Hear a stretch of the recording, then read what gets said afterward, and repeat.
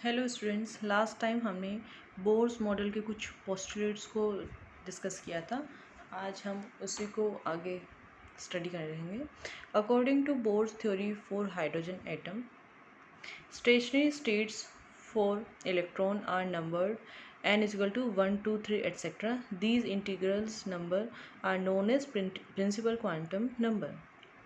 Stationery state का मतलब है जिस स्टेट में इलेक्ट्रॉन एज इट इज़ रहता है। रेस्ट की जो स्टेज है, जो ओरिजिनल या ग्राउंड स्टेट है इलेक्ट्रॉन की, उसे बोलते हैं स्टेशनरी स्टेट।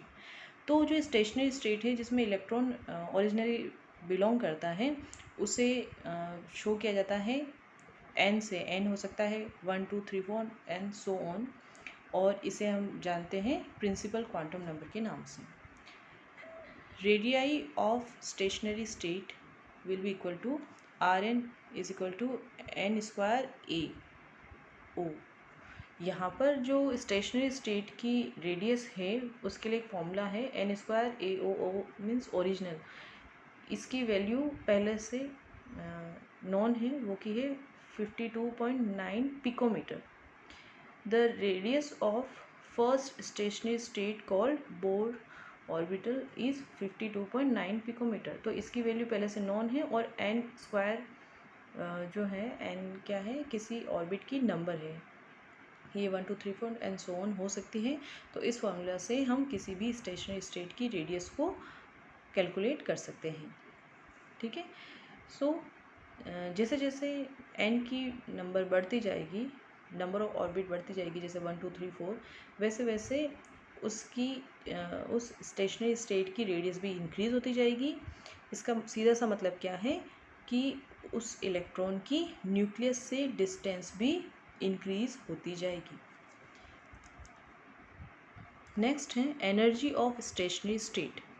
एनर्जी की बात करें तो उसके लिए एक फॉर्मूला है -RH into 1/n square. N क्या है, नंबर ऑफ ऑर्बिट 1 2 3 4, और RH क्या है, रिडबर्ग कांस्टेंट। ठीक है।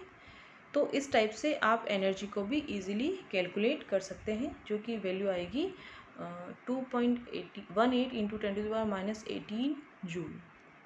यहाँ पर नेक्स्ट पॉइंट है, Bohr's theory can also be applied to the ions containing only one electron similar to hydrogen atom like He+, Li2+, barium 3+। Bohr's theory जो है, यहाँ पर हमने हाइड्रोजन एटम के बारे में से डिस्कस किया जहाँ सिर्फ एक इलेक्ट्रॉन प्रेजेंट है। उसी टाइप से अदर जितने भी आयंस हैं जिनमें सिंगल इलेक्ट्रॉन प्रेजेंट हो, उनमें भी हम इसे इजीली अप्लाई कर सकते हैं। जैसे हीलियम पॉजिटिव आयन, क्योंकि हीलियम जो है उसमें हीलियम में 2 इलेक्ट्रॉन होते हैं, लेकिन अगर एक पॉजिटिव चार्ज है मतलब उसमें से एक इलेक्ट्रॉन रिलीज़ हो गया तो उसमें अब एक ही इलेक्ट्रॉन बचा है। इसी टाइप से यहाँ भी एक इलेक्ट्रॉन है और यहाँ भी एक इलेक्ट्रॉन ही प्रेजेंट है। तो जितने भी एटम्स हैं जहाँ पर सिंगल इलेक्ट्रॉन प्रेजेंट है, वहाँ पर बोर्स थ्योरी को सक्सेसफुली अप्लाई किया जा सकता है। ठीक है। और वहाँ पर अगर एनर्जी को हमें कैलकुलेट करना है तो फॉर्मूला क्या होगा, En is equal to -2.18 into 10⁻⁻18 Z square upon n square joule. Joule क्या है, इसकी यूनिट है। तो अगर हमें कोई भी एटम गिवन है जिनमें एक इलेक्ट्रॉन प्रेजेंट है इनमें से, और उसके लिए हमें एनर्जी को कैलकुलेट करना है, तो फॉर्मूला ये हो जाएगा, जहाँ Z क्या है, एटॉमिक नंबर, और N क्या है, नंबर ऑफ ऑर्बिट। और अगर रेडियस को कैलकुलेट करना है तो क्या हो जाएगा, 52.9 into n square upon Z picometer. Picometer क्या है, इसकी यूनिट है। जेड अगेन एटॉमिक नंबर होगा, और एन क्या हो जाएगा, नंबर ऑफ ऑर्बिट। ठीक है। यहाँ पर आप देख सकते हैं एनर्जी का जो फॉर्मूला है वहाँ पर नेगेटिव साइन शो किया गया है। ऐसा इसलिए है because the energy of electron in the atom is lower than the energy of a free electron at rest. कोई भी फ्री इलेक्ट्रॉन की जो एनर्जी है उसके कंपैरिजन में अगर कोई इलेक्ट्रॉन किसी एटम में प्रेजेंट है तो उसकी एनर्जी थोड़ी कम होगी, इसलिए यहाँ पर नेगेटिव साइन शो किया गया है। सो जब कभी भी एनर्जी की वैल्यू जितनी हाईली नेगेटिव होगी, रेडियस उतनी ही ज़्यादा कम होगी और एटॉमिक नंबर उतने ही ज़्यादा इंक्रीज़ होगा। इसका मतलब क्या है, electron will tightly bound. Electron जो है न्यूक्लियस से टाइटली बॉन्डेड होगा। नेक्स्ट है वेलोसिटी ऑफ इलेक्ट्रॉन।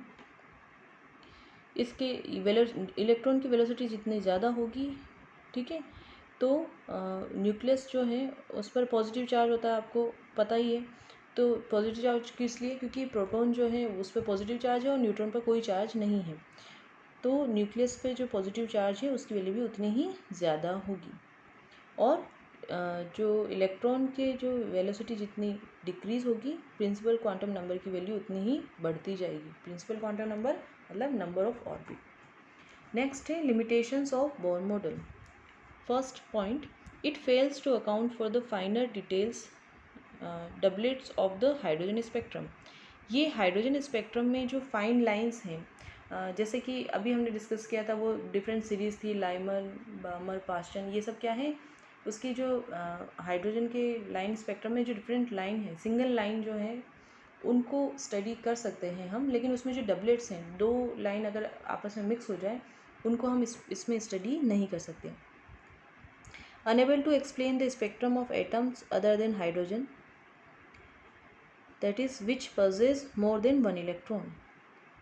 ये जो हैं उन्हीं एटम्स के स्पेक्ट्रम को एक्सप्लेन कर सकता है जिसमें सिंगल इलेक्ट्रॉन प्रेजेंट हो। तो मतलब क्या हुआ कि ये सिर्फ हाइड्रोजन के स्पेक्ट्रम को एक्सप्लेन कर सकता है, और एक से ज़्यादा इलेक्ट्रॉन जिन भी एटम में प्रेजेंट है वहाँ पर ये थ्योरी अप्लाई नहीं हो सकती। Also unable to explain the splitting of spectral lines in the presence of magnetic field, Zeeman effect और an electric field, Stark effect.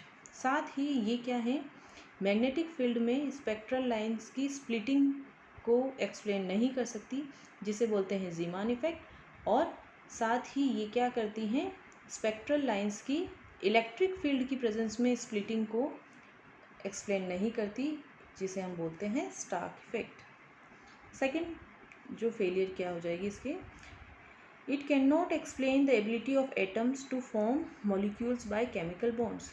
ये केमिकल बॉन्ड द्वारा मॉलिक्यूल बनाने की जो एटम की एबिलिटी है उसे भी एक्सप्लेन नहीं कर सकती।